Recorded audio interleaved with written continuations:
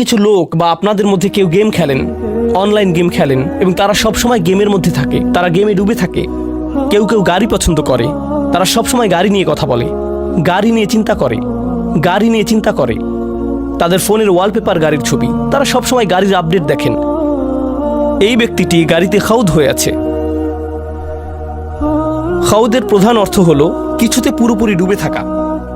আধুনিককালে এই শব্দটিকে কোনো কিছুতে আসক্ত হওয়ার জন্য ব্যবহার করা হয়। নেশা, যখন কেউ কিছুতে আসক্ত হয়, এটি খুবই আকর্ষণীয়, কারণ এই বিষয়ে বইও লেখা হয়েছে। আপনি এজ অফ অ্যাডিকশন নামে একটা বই খুঁজে দেখতে পারেন। এই যে সময় আমরা বসবাস করছি, এটি একটা নেশার যুগ। আগে লোকেরা মদের নেশা সম্পর্কে কথা বলতো। যারা জুয়া খেলে তারা একবার নয়, বারবার ফিরে আসে।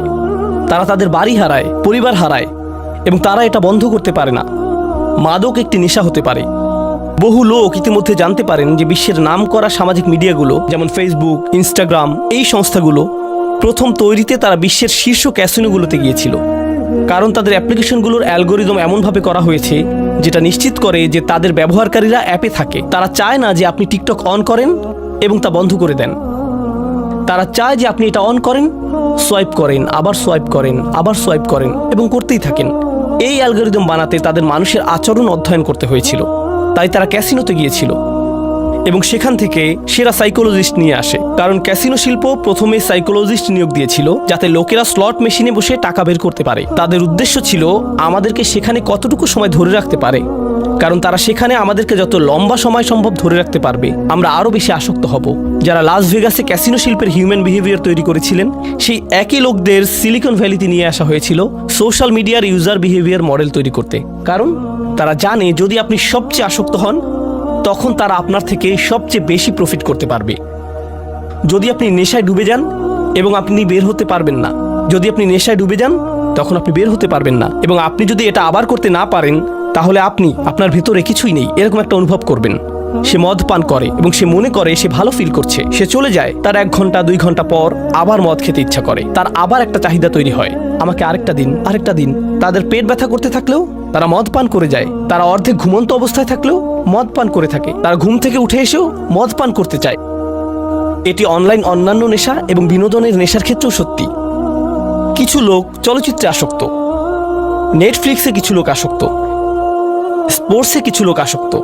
এই নেশা পরবর্তীতে আল্লাহ সত্যের সম্পর্কে কথা বলেছেন। যখন সত্য আসে, কোরআনে যে সত্য সম্পর্কে বলা হয়েছে, আপনাকে এই বাস্তবতার সাথে ডিল করতে হয়, আপনাকে আপনার কাজের জন্য দায়িত্ব গ্রহণ করতে হয়। আমি কিভাবে আমার দিন কাটাচ্ছি তার ব্যাপারে যত্নশীল হতে হয়, কিভাবে আমি আমার রাত কাটাচ্ছি তার ব্যাপারে যত্নশীল হতে হয়। আমার নিজের ব্যাপারে দায়িত্ব আছে, আমার আল্লাহর জন্য দায়িত্ব আছে, আমার নিজের পরিবারের জন্য দায়িত্ব আছে। আমাকে এই সবগুলো ব্যাপারে যত্নশীল হতে হবে। কিন্তু আপনি যদি এই সত্যকে গ্রহণ করতে না চান এবং আপনি বাস্তবতা থেকে পালিয়ে বেড়াতে চান, আপনি নিজেকে হারিয়ে ফেলেন এবং কোনো একটি বিষয়ে আসক্ত হয়ে যান, এবং এভাবে আপনি আসক্তিতে ডুবে যান।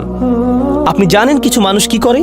কোনো একটি গ্যাদারিংয়ে কিছু শুনলে, মনে করেন 8 জন মানুষের একটি সমাবেশ, ফ্যামিলি গেট টুগেদার, তারা সেখানে বসে কথা বলছে এবং সেখানে কোনো একজন আল্লাহর দ্বীনের ব্যাপারে কথা তুলল, সে দ্রুত সেই বিষয়টি পরিবর্তন করে ফেলবে এবং সে চাইবে একটি অন্য বিষয়ে কথা বলতে, কারণ সে জানে সে কোন বিষয়ে কথা বলতে চাইবে।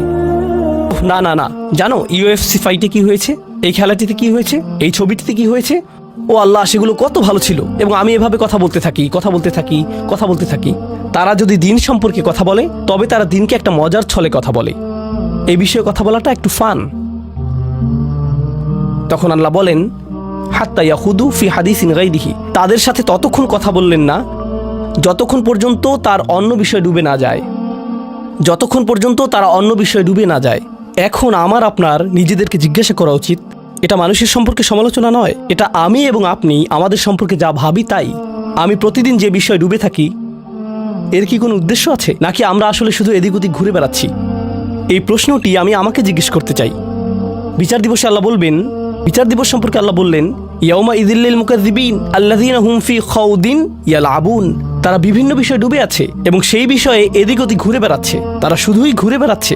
এবং প্রতিবার যখন কোরআন তাদেরকে ডাকে, সত্য তাদেরকে ডাকে, সব কিছু দায়িত্ববোধ, কারণ বিচার দিবস মানেই দায়িত্ববোধ, তাই নয় কি? বিচার দিবস হচ্ছে একটি কোর্ট, এবং এই কোর্টে কি হয়? বিচারক বলেন আপনি যা করছেন তার জন্য আপনিই দায়ী, আপনাকে কোর্টে নিজেকে উপস্থাপন করতে হয়, এবং যারা জানে যে তাদের সামনে একটি বিচারের দিন আসছে, তাদের জন্য একটি বিচার অপেক্ষা করছে, তারা সেই বিচার দিনের জন্য প্রস্তুতি গ্রহণ করে।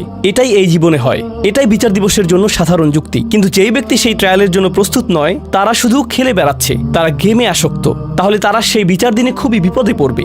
এবং কেউ কেউ বলে, এই এই বিচার দিবস আগামীকাল, বিচার দিবস আগামী সপ্তাহে, তাড়াতাড়ি এই দিনের জন্য প্রস্তুতি গ্রহণ করো। কিন্তু আপনি তৈরি নন, আপনি আপনার কাজ শেষ করেননি, সেই দিন কি আপনার বিপক্ষে হতে যাচ্ছে?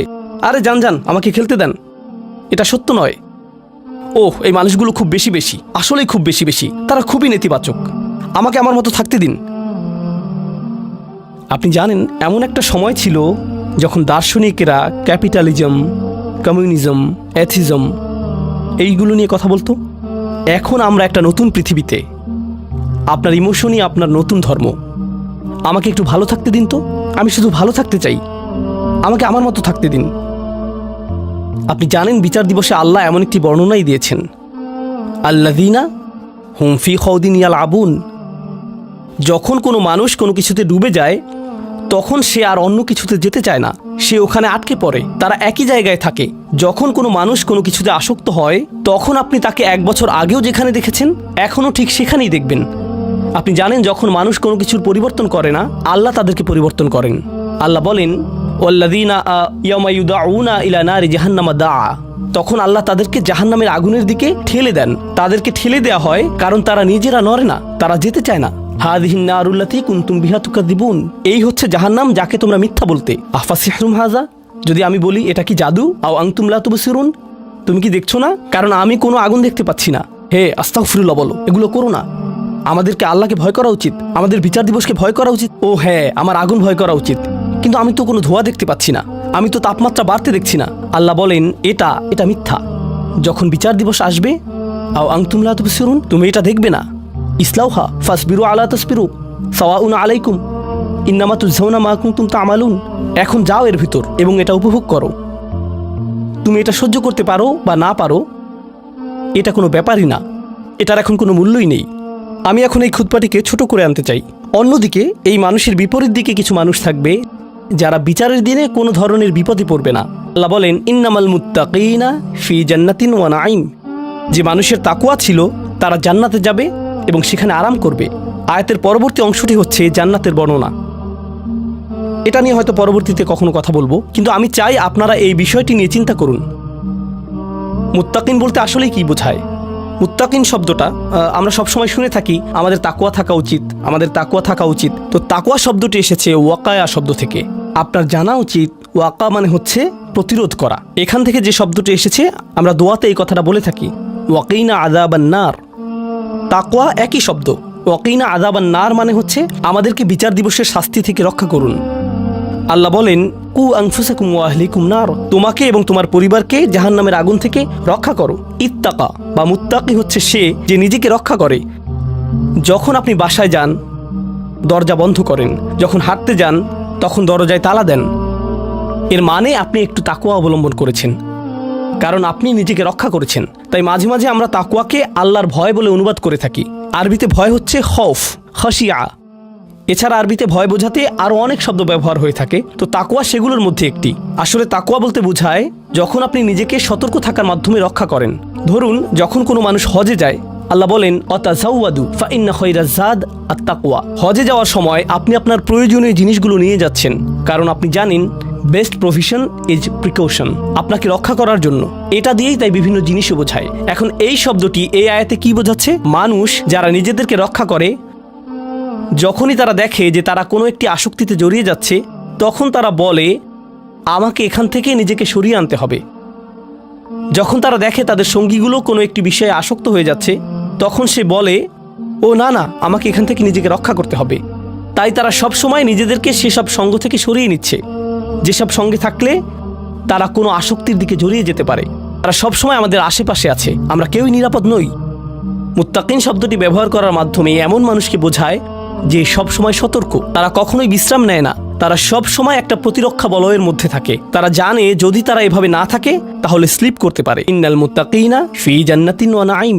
এই কারণেই আমি তোমাদেরকে জান্নাত দেব উপহার হিসেবে। তাহলে আমাদেরকে এখন থেকে খুব সতর্কতার সাথে থাকতে হবে। আমার মনকে বোঝাতে হবে যেন আমি যে কোনো সময় পিছলে যেতে পারি, আমি ভুল করতে পারি, আমাকে তারপরে সেখান থেকে ফিরে আসতে হবে এবং আরো বেশি সতর্ক থাকতে হবে। যদি আমি পিছলে যাই তাহলে আবার আমাকে ফিরে আসতে হবে। এটি একটা চলমান প্রক্রিয়া।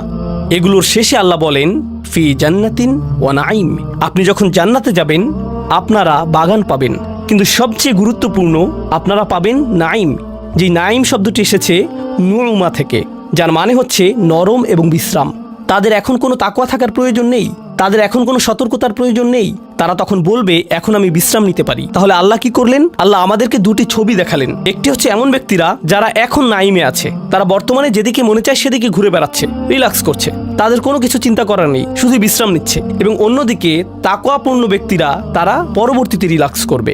এখন সিদ্ধান্ত আপনার, আপনি কোন দলে থাকবেন। আপনি এখন রিল্যাক্স করতে পারেন অথবা আপনি পরবর্তীতে রিল্যাক্স করতে পারেন। আপনি এখন সাময়িকভাবে আনন্দ অনুভব করতে পারেন এবং পরবর্তীতে কঠিন বিপদে পড়তে পারেন, অথবা আপনি এখন একটু বেশি সতর্ক এবং বেশি নিজেকে রক্ষা করে চলতে পারেন এবং পরবর্তীতে অনন্তকালের জন্য রিল্যাক্স করতে পারেন। এই সিদ্ধান্তই আমাকে এবং আপনাকে নিতে হবে।